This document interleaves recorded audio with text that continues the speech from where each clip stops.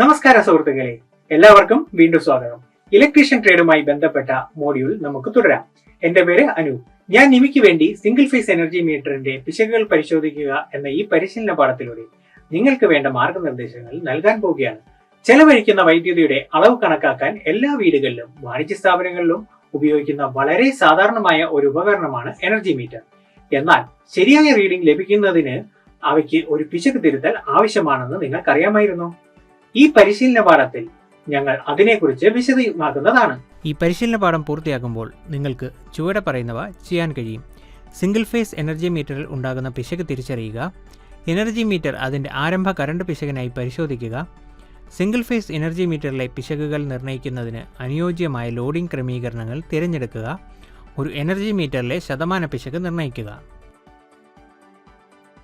ശരിയായ വസ്ത്രങ്ങൾ, കണ്ണടകൾ, കയ്യുറകൾ, ബൂട്ടുകൾ എന്നിവ ധരിച്ച് സുരക്ഷ ഉറപ്പാക്കുക.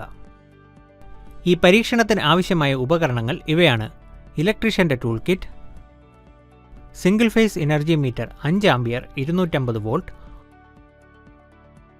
വോൾട്ട് മീറ്റർ 0 മുതൽ 300 വോൾട്ട്സ്, അമ്മീറ്റർ 0 മുതൽ 5 ampere, power factor meter 240 volt 5 ampere, ammeter 0 മുതൽ 50 മില്ലി ആംപിയർ.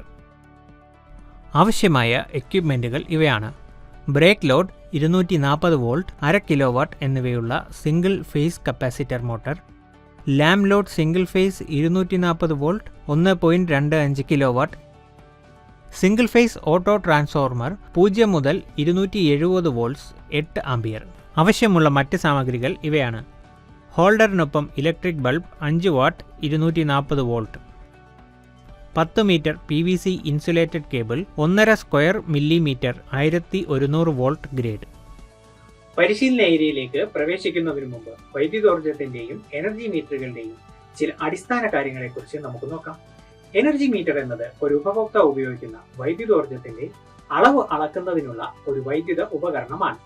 ഏത് വൈദ്യുത ഉപകരണവും ഒരു നിശ്ചിത സമയത്തേക്ക് ഉപയോഗിക്കുന്ന മൊത്തം വൈദ്യുതിയാണ് വൈദ്യുതോർജ്ജം. സാധാരണയായി വൈദ്യുതോർജ്ജം കിലോ വാട്ട് അവറിലാണ് അളക്കുന്നത്. വൈദ്യുതി ബോർഡ് വിതരണം ചെയ്യുന്ന വൈദ്യുതോർജ്ജം അളക്കുകയും ബിൽ ചെയ്യുകയും ചെയ്യുന്ന യഥാർത്ഥ ഊർജ്ജ ഉപഭോഗത്തിൻ്റെ അളവിനെ അടിസ്ഥാനമാക്കിയാണ്. ലോഡുകളായി ഉപയോഗിക്കുന്ന വൈദ്യുതിയുടെ ചാർജ് ഈടാക്കാൻ വീടുകൾ, വ്യവസായ കേന്ദ്രങ്ങൾ, സ്ഥാപനങ്ങൾ മുതലായവ ഉപഭോക്താവിൻ്റെ സ്ഥലങ്ങളിൽ വൈദ്യുതി ബോർഡ് മീറ്ററുകൾ സ്ഥാപിക്കുന്നു.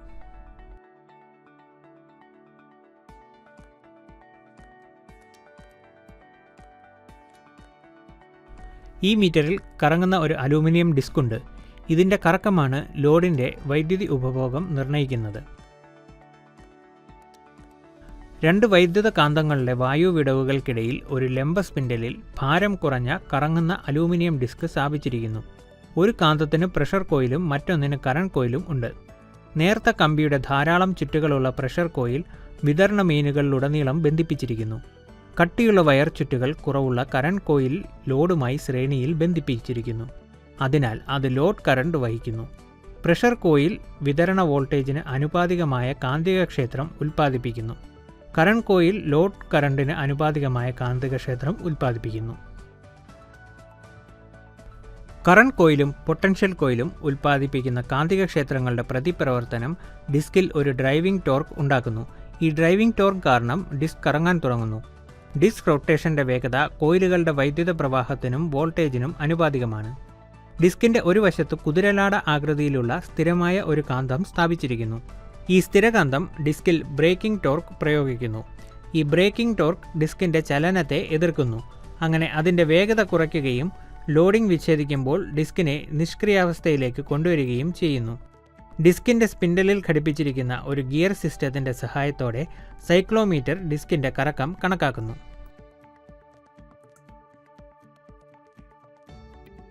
വീട്ടുപകരണങ്ങൾ ഓണാക്കുകയും ഓഫാക്കുകയും ചെയ്യുമ്പോഴുള്ള മീറ്ററിൻ്റെ സജീവമായ അവസ്ഥ നിരീക്ഷിക്കുകയും രേഖപ്പെടുത്തുകയും ചെയ്യുക. വ്യത്യസ്ത ലോഡ് സാഹചര്യങ്ങളിൽ എങ്ങനെ എനർജി മീറ്റർ പ്രവർത്തിക്കുമെന്ന് നമുക്ക് മനസ്സിലാക്കാം. ഓരോ നിരീക്ഷണവും ഒരേ സമയം സ്വിച്ച് ചെയ്ത വ്യത്യസ്ത വീട്ടുപകരണങ്ങളുടെ എണ്ണത്തിനനുസരിച്ച് വ്യത്യാസപ്പെടണം. അതാണ് മീറ്റർ റീഡിംഗ്. ഡിസ്ക് കറക്കത്തിൻ്റെ എണ്ണം ലോഡുകൾ ഉപഭോഗം ചെയ്യുന്ന വൈദ്യുതിയുടെ അളവിന് ആനുപാതികമാണെന്ന് ഇവിടെ നമുക്ക് കാണാൻ കഴിയും. ലോഡും ലോഡിംഗ് സമയവും വർദ്ധിക്കുമ്പോൾ ഊർജ്ജ ഉപഭോഗത്തിൻ്റെ അളവ് വർദ്ധിക്കുന്നുവെന്ന് നമുക്ക് ലളിതമായി പറയാം.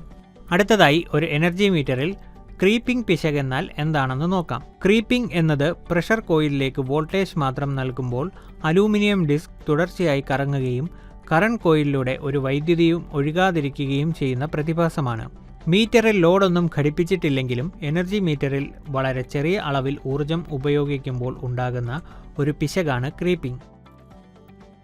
ചെറിയ ലോഡ് മാത്രമുള്ള അവസ്ഥയിൽ പോലും ക്രീപ്പിംഗ് ഡിസ്കിൻ്റെ വേഗത കൂട്ടുകയും അതുവഴി മീറ്റർ റീഡിംഗ് വർദ്ധിപ്പിക്കുകയും ചെയ്യുന്നു. ഏതെങ്കിലും വൈബ്രേഷൻ, വഴിമാറിയ കാന്തികക്ഷേത്രം, പൊട്ടൻഷ്യൽ കോയിലിന് കുറുകെയുള്ള അമിത വോൾട്ടേജ് എന്നിവയും ഇതിന് കാരണമാകുന്നു. ഇനി തന്നിരിക്കുന്ന എനർജി മീറ്ററിൽ ഇത്തരത്തിലുള്ള ഏതെങ്കിലും പിശകുകൾ ഉണ്ടോ എന്ന് നമുക്ക് പരിശോധിക്കാം. സർക്യൂട്ടിൽ കാണിച്ചിരിക്കുന്നത് പോലെ ഒരു ഓട്ടോ ട്രാൻസ്ഫോമറിലൂടെ സിംഗിൾ ഫേസ് AC സപ്ലൈയുമായി എനർജി മീറ്റർ ബന്ധിപ്പിക്കുക. ഓട്ടോ ട്രാൻസ്ഫോമറിന് കുറുകെ ഒരു വോൾട്ട് മീറ്റർ ഘടിപ്പിക്കുക. ക്രീപ്പിംഗ് പിശക് ടെസ്റ്റ് സമയത്ത് ലോഡ് സ്വിച്ച് ഓഫ് ചെയ്തിരിക്കണം. ഓട്ടോ ട്രാൻസ്ഫോമറിലൂടെ എനർജി മീറ്ററിന്റെ റേറ്റ് ചെയ്ത വോൾട്ടേജിന്റെ 80% മുതൽ 110% വരെ എനർജി മീറ്ററിന്റെ ഇൻപുട്ട് വോൾട്ടേജ് വ്യത്യാസപ്പെടുത്തുക. ഒരു ഉപകരണവും ഓണാക്കാതെ എനർജി മീറ്റർ ഡിസ്ക് കറങ്ങുന്നുണ്ടോ എന്ന് പരിശോധിക്കുക.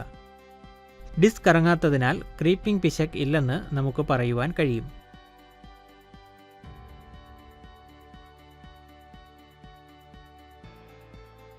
അടുത്തതായി എനർജി മീറ്റർ സ്റ്റാർട്ടിംഗ് കറണ്ട് പിശക് സംഭവിക്കുന്നുണ്ടോ എന്ന് പരിശോധിക്കണം.